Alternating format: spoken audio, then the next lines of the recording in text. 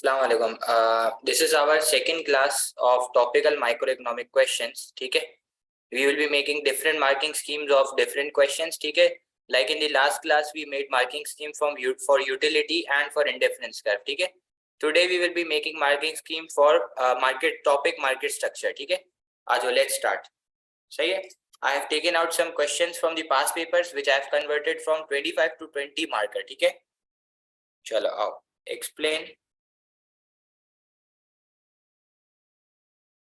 explain what is meant by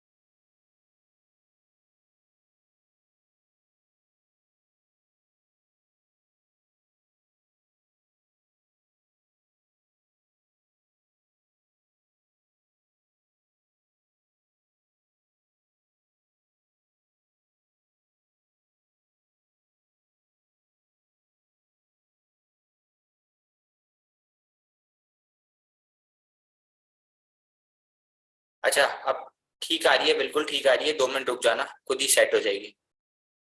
and consider the view that equilibrium is achieved in perfect competition. Equilibrium is achieved in perfect competition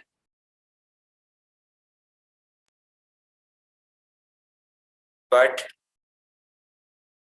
never in a monopoly. ठीक है,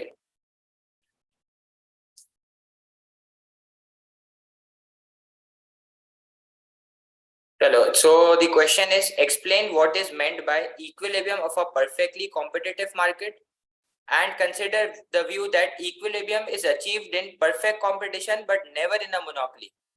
ये कह रहा है कि सबसे पहले आप इसको ये डिफाइन करो कि ये परफेक्ट मार्केट स्ट्रक्चर यानी कि परफेक्टली कॉम्पिटिटिव मार्केट होती क्या चीज है। फिर इसने एक और बात बोली कि क्या इक्विलिब्रियम परफेक्ट कंपटीशन में ही अचीव होगा या फिर मोनोपोली के अंदर कभी क्यों अचीव नहीं होगा। ये बोल रहा है कि सिर्फ इक्विलिब्रियम परफेक्ट कंपटीशन में अचीव हो सकता है, मोनोपोली में अचीव नहीं हो सकता। ये बात कह रहा है। तो इसने कहा है कि आप जो है ना वो अपने व्यू को एक्सप्रेस करो, अपनी राय दो। तो मुझे बताओ इसकी मार्किंग स्कीम क्या बनेगी। सबसे पहले तो डेफिनेशन आएगी। सबसे पहले किस चीज की डेफिनेशन आएगी? परफेक्ट कंपटीशन की। ठीक है, सबसे पहले मैं इधर लिख दूं डिफाइन परफेक्ट कंपटीशन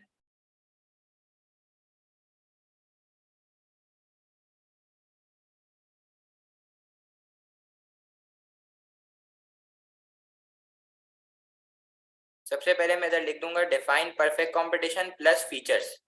ठीक है, सबसे पहले परफेक्ट कंपटीशन और उसके फीचर्स बताएंगे। ठीक है, फिर इसको आप समझाओगे profit maximising level of output. उसके बाद आप इसको क्या बताओगे? उसके बाद आप इसको बताओगे profit maximising level of output. वो profit maximising level of output क्या है? MC is equal to MR। ठीक है, प्लस उसकी डायग्राम बना दोगे। सही है, याद है आपको? Profit maximising level of output बनाओगे, MC is equal to MR और उसकी डायग्राम बनाओगे। ठीक है, फिर इसको बताओगे डिफरेंट स्टेजेस ऑफ, फिर क्या बताओगे इसको? फिर बताओगे different stages of profit in perfect competition. इसको क्या बताओगे? इसको डिफरेंट स्टेजेस बताओगे परफेक्ट कंपटीशन के। ठीक है, पहला स्टेज कौन सा होता है? पहला स्टेज होता है सुपर नॉर्मल। पहला स्टेज होता है सुपर नॉर्मल और एबनॉर्मल प्रॉफिट। पहला स्टेज क्या है? पहला स्टेज है सुपर नॉर्मल और एबनॉर्मल प्रॉफिट। सुपर नॉर्मल और एबनॉर्मल प्रॉफिट क्या होता है? जिसके अंदर average revenue is greater than average cost, या फिर total revenue is greater than total cost, ठीक है। और प्लस इस सुपर नॉर्मल प्रॉफिट की डायग्राम बना दोगे, ठीक है। फिर इसको आप बताओगे कि जैसे जैसे फर्म्स एंटर होती रहेंगी मार्केट शेयर डिवाइड होता रहेगा, और आप सुपर नॉर्मल या एबनॉर्मल प्रॉफिट से किस में आ जाओगे? नॉर्मल प्रॉफिट के अंदर आ जाओगे। किसके अंदर आ जाओगे? नॉर्मल प्रॉफिट के अंदर। तो फिर नॉर्मल प्रॉफिट बताओगे कि नॉर्मल प्रॉफिट वो स्टेज है जिसके ऊपर एवरेज रेवेन्यू और एवरेज कॉस्ट इक्वल हो जाती है, यानी कि क्या इक्वल हो जाता है? कॉस्ट और प्राइस इक्वल हो जाता है, ठीक है। सही है, ये बताया था आपको मैंने। प्लस फिर इसकी डायग्राम बना दोगे, सही है। ये हो गया आपका सेकेंड स्टेज प्रॉफिट का। फिर आप इसको लेके जाओगे थर्ड स्टेज की तरफ। थर्ड स्टेज क्या होता है? सब नॉर्मल प्रॉफिट्स और लॉस, ठीक है। चौथा स्टेज क्या होगा? चौथा स्टेज होगा सब नॉर्मल प्रॉफिट और लॉस। सब नॉर्मल प्रॉफिट और लॉस के अंदर क्या होता है? एवरेज कॉस्ट एवरेज रेवेन्यू से ज्यादा होती है, यानी कि cost is greater than price होता है। और इसके साथ साथ इसकी डायग्राम बनाओगे और इसको बताओगे कि सब नॉर्मल प्रॉफिट और लॉस के अंदर सिर्फ क्या कवर हो रही है? Only average fix cost is being covered. Average variable cost cover नहीं हो रही है, सिर्फ क्या कवर हो रही है? एवरेज फिक्स कॉस्ट, ठीक है। उसके बाद चौथा स्टेज आता है जिसको हम लोग कहते हैं लास्ट ऑपरेटिंग पॉइंट, ठीक है। इस लास्ट ऑपरेटिंग पॉइंट के ऊपर एवरेज फिक्स कॉस्ट का कुछ हिस्सा कवर हो रहा होता है, ठीक है। Some part of average fix cost is being covered. Average fix cost का कुछ हिस्सा कवर हो रहा होता है, ठीक है। ये लास्ट ऑपरेटिंग पॉइंट होता है। और इसके बाद आता है शट डाउन स्टेज। इसके बाद क्या आ जाता है? इसके बाद आ जाता है शट डाउन स्टेज, ठीक है। सही है। तो मुझे बताओ आप परफेक्ट कंपटीशन के कितने स्टेजेस बताओगे? 5 स्टेजेस बताओगे। Super normal, abnormal profit, normal profit, सब नॉर्मल प्रॉफिट और लॉस, लास्ट ऑपरेटिंग पॉइंट और शट डाउन। अच्छा, अब ये जो पहला वाला है ये है शॉर्ट रन। ये शॉर्ट रन का प्रॉफिट स्टेज है, ठीक है। नॉर्मल प्रॉफिट हमेशा लॉन्ग रन में होंगे, ठीक है। सही है। अच्छा, फिर इसके बाद आप इसको बताओगे दूसरा शॉर्ट रन का स्टेज। फिर इसको बताओगे एक और शॉर्ट रन का स्टेज। फिर इसको बता देना एक और शॉर्ट रन का स्टेज, ठीक है। सही है।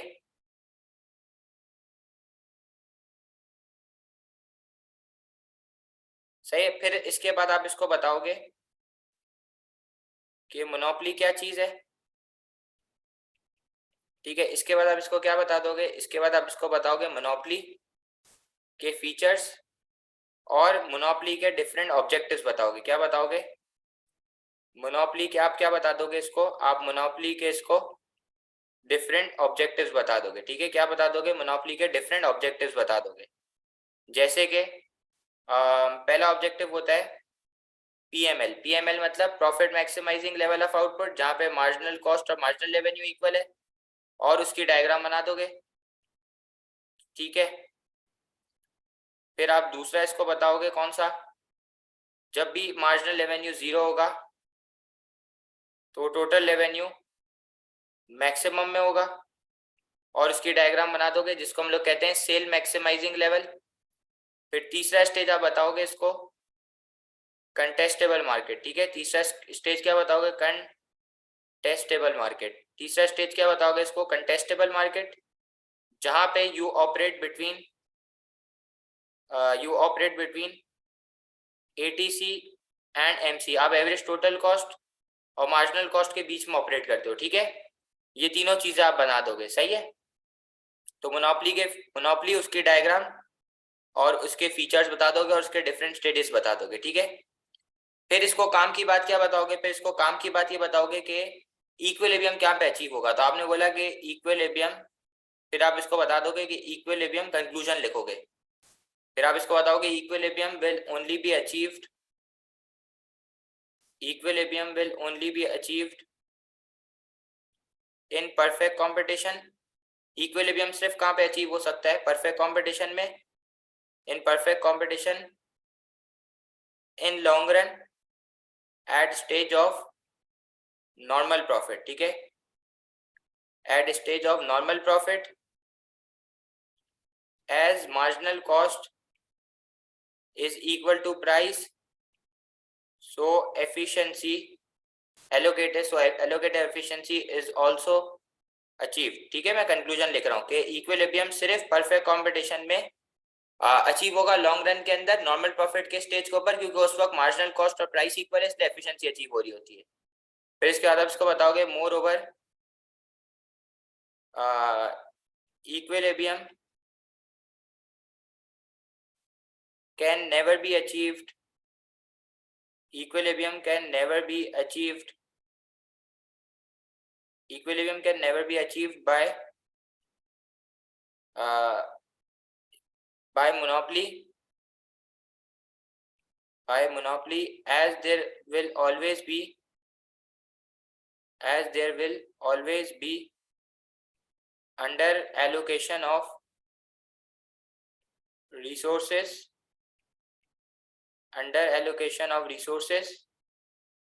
resulting in inefficiency। ठीक है, बोलो भाई क्लियर है सबको कंक्लूजन? ये क्वेश्चन क्लियर है सबको? क्वेश्चन नंबर 2 क्या क्या आएगा इस क्वेश्चन नंबर 2 के अंदर? Let me know everyone.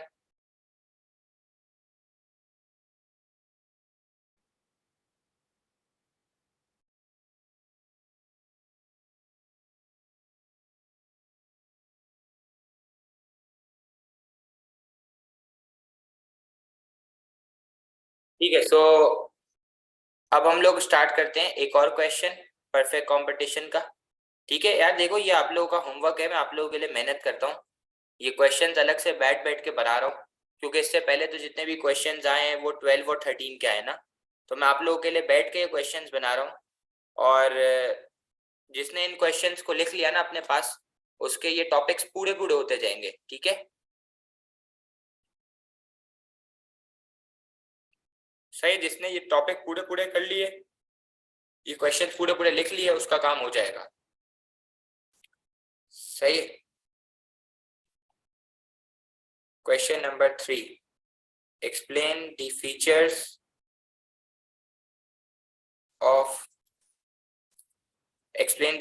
of perfect competition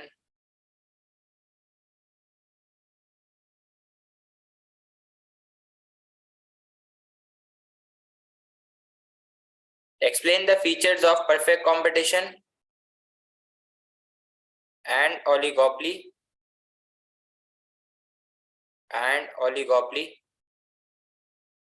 and discuss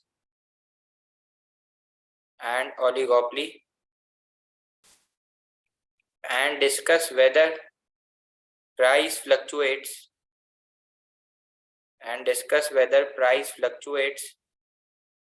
more under oligopoly than perfect competition। ठीक है, ये आप लोगों का क्वेश्चन है कि प्राइस जो है वो ज्यादा फ्लक्चुएट करती है ओलिगोपोली के अंदर या फिर परफेक्ट कंपटीशन के अंदर। अपना व्यू शेयर करें। बताओ इस क्वेश्चन के अंदर मार्किंग स्कीम क्या बनेगी? सबसे पहले तो define perfect competition plus features बता दोगे इसको कि परफेक्ट कंपटीशन क्या है और इसके फीचर्स क्या है। तो सबसे पहले define perfect competition plus features, ठीक है। फिर इसको बताओगे डिफाइन ओलिगोपोली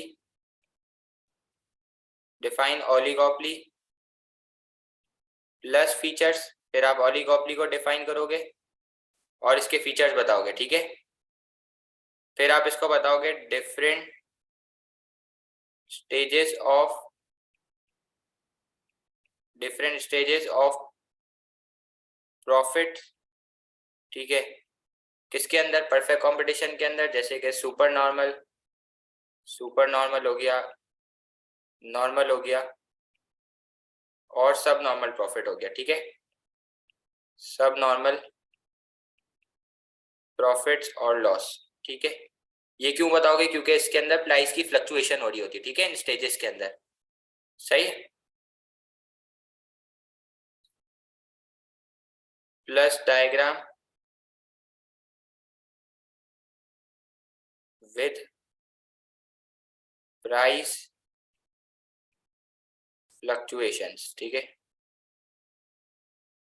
सही है। परफेक्ट का है, परफेक्ट में, अच्छा अब उसको बताना कि यार देखो परफेक्ट कंपटीशन के अंदर तो परफेक्टली इलास्टिक डिमांड होती है, तो आपकी प्राइस क्या रहती है, प्राइस वो रहती है, कांस्टेंट रहती है, ठीक है, ये बात याद रखना, सही है, सही है। फिर लेकिन एक मसला है, एक मसला क्या है कि due to more barriers for entry and exit, due to more barriers for due to no barriers है, not more, due to no barriers, due to no barriers for entry and exit,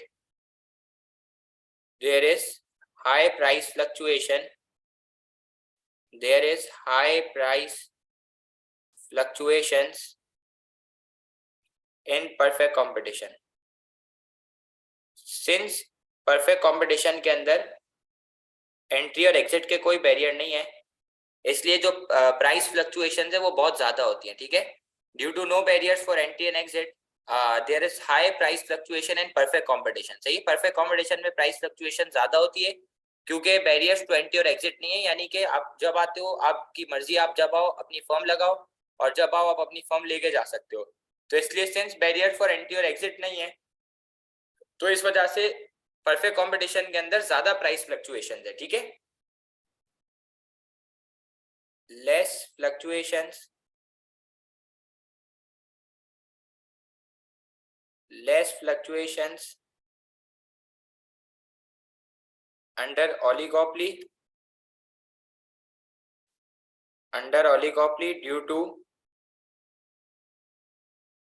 due to high barriers for entry and exit, ठीक है, वो फिर इसके बाद आप बताओगे इसको कि ओलिगोपोली के अंदर प्राइसेस की फ्लक्चुएशंस कम होती हैं क्योंकि बैरियर्स फॉर एंट्री और एग्जिट ज्यादा हैं, ठीक है, और फिर इसको कंक्लूजन बताओगे, ठीक है,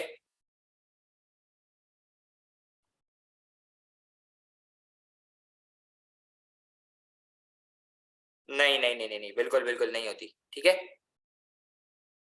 फिर इसको बताओ, नहीं नहीं नहीं नहीं नहीं, फिर इसको बताओ कंक्लूजन, कंक्लूजन में क्या बताओगे, साथ आप बताओगे कंक्लूजन क्या बताएंगे इस सवाल की, बताओ साथ कंक्लूजन क्या बताएंगे, सबको बता दो यार, क्या लिखेंगे कंक्लूजन के अंदर,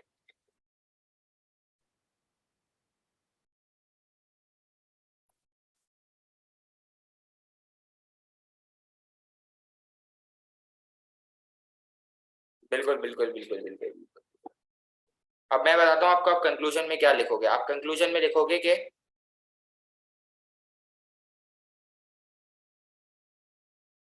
प्राइस फ्लक्चुएशंस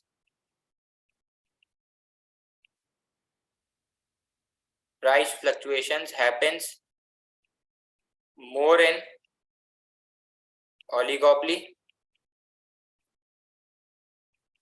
due to वो happens price fluctuation happens less in oligopoly due to cartel and collusion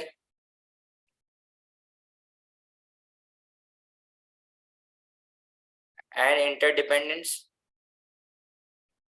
ठीक है, बिल्कुल बिल्कुल बिल्कुल बिल्कुल,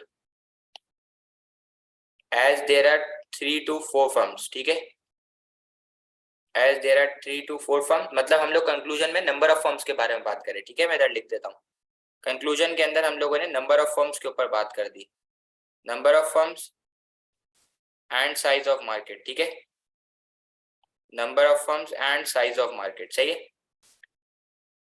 but in perfect competition,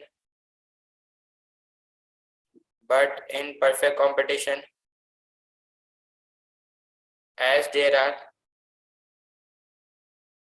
thousands of producers,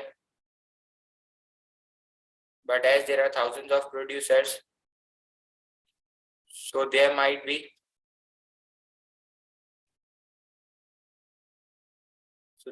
a chance of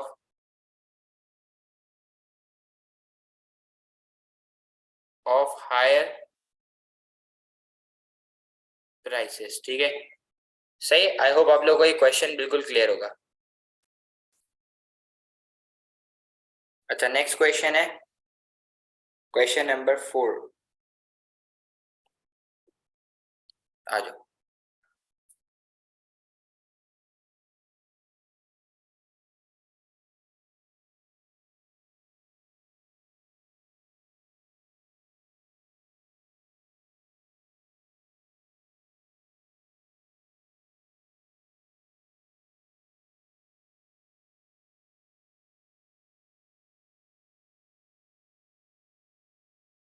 X is the effect on price and output. X is the effect on price and output if a monopoly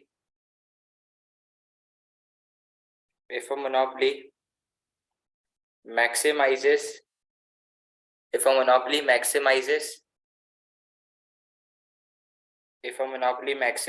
its sales revenue,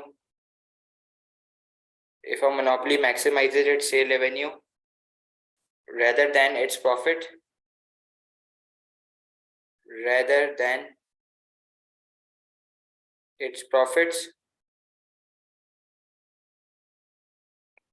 consider who will benefit profits and discuss your view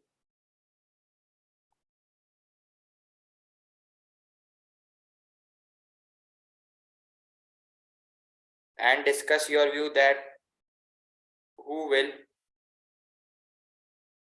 get benefit from this change।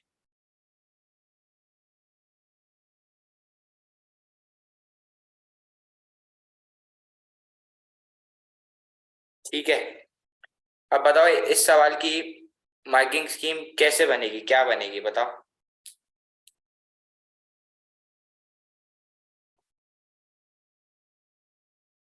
मैं बताता हूँ कैसे, ठीक है। अच्छा, सबसे पहले तो आप क्या डिफाइन करोगे, डिफाइन मोनोपोली प्लस फीचर्स। सबसे पहले आपने मोनोपोली को डिफाइन करा और उसके फीचर्स बता दिए, ठीक है। सबसे पहले मोनोपोली और उसके फीचर्स बताए, ठीक है। उसके बाद आपने इसको बताया डिफरेंट लेवल ऑफ ऑब्जेक्टिव्स, ठीक है। मोनोपोली के डिफरेंट लेवल ऑफ ऑब्जेक्टिव्स बताए, ठीक है। और उसमें भी इसने दो की बात करी हुई है, एक इसने बात करी हुई है सेल्स रेवेन्यू और एक इसने प्रॉफिट की बात करी, मतलब sales maximising level of output और प्रॉफिट मैक्सिमाइजिंग, ठीक है। तो डिफरेंट लेवल ऑफ ऑब्जेक्टिव्स के अंदर इसने खुद बात कर दी है। पहला इसने बोला है profit maximising level of output, ठीक है।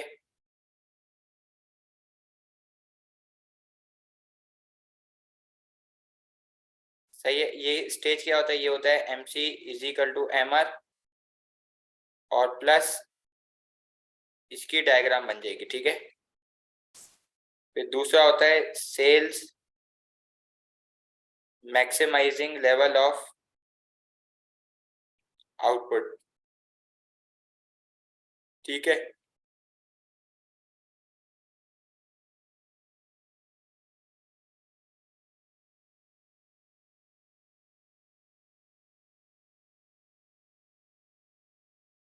ये इतनी बात लिख के ना आप लोगों को नॉलेज का नंबर मिल गया, ठीक है।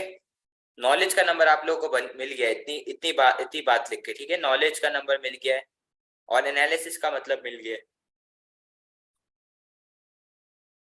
अब आप इसको बताओ कि इससे किस किस को फायदा होगा, ठीक है ना। तो देखो, पहला फायदा होगा कंज्यूमर को, ठीक है। पहला फायदा है कंज्यूमर को, ठीक है। बताओ कंज्यूमर को क्या फायदा है। तो आपने बोला कंज्यूमर को फायदा है कि कंज्यूमर जो है वो लोअर प्राइसेस चार्ज कर सकता है, ठीक है।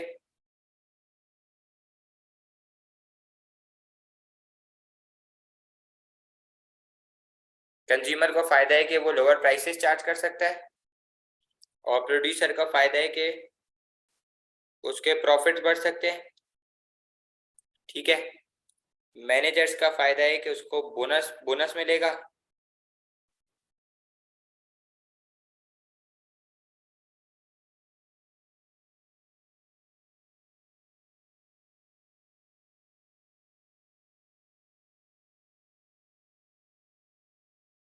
अच्छा, कंज्यूमर का फायदा है, प्रोड्यूसर का, मैनेजर का फायदा है, और स्टेक होल्डर लूज हो जाएंगे, स्टेक होल्डर्स का नुकसान है।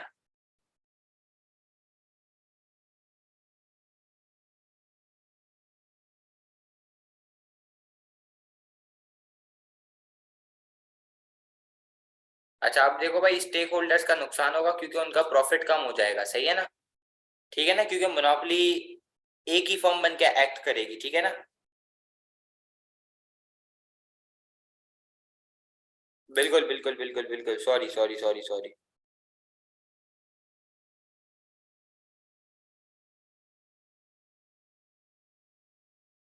सवाल कंक्लूजन में क्या लिखेंगे। कंक्लूजन बता दो भाई कोई। Anyone please, conclusion.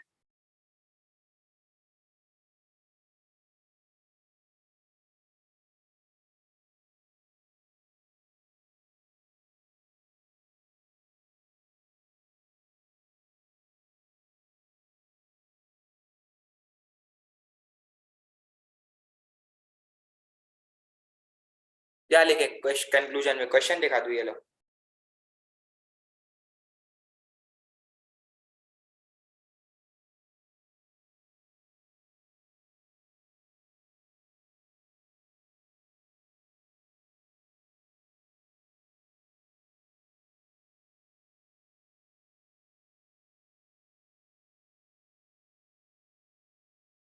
बोलो भाई बोलो, कंक्लूजन में क्या लिखेंगे, जल्दी बता दोगे प्लीज थोड़ा सा। What should we write in the conclusion. क्या लिखेंगे बताओ भाई।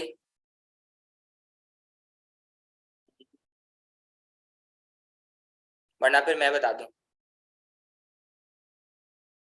बिल्कुल बिल्कुल बिल्कुल बिल्कुल बिल्कुल बिल्कुल। कंक्लूजन में लिखेंगे हम लोग प्रोडक्ट क्वालिटी,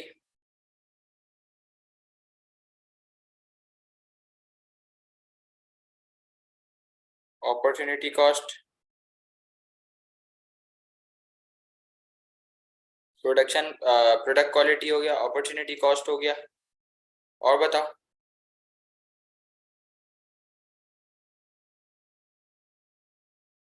ठीक है ना, तो प्रोडक्ट की क्वालिटी के बारे में बात कर लोगे, अपॉर्चुनिटी कॉस्ट के बारे में बात कर लोगे, और क्या बता दोगे इसको। और इसको बताओगे कि and the only main aim and the only main aim of monopoly is monopoly is profit maximisation, ठीक है। ठीक है, तो ये हमारे परफेक्ट कंपटीशन के क्वेश्चंस हो गए। If it's clear let me know, मैं आपको एक ग्रुप पे शेयर करूं पीडीएफ। Ji, thank you.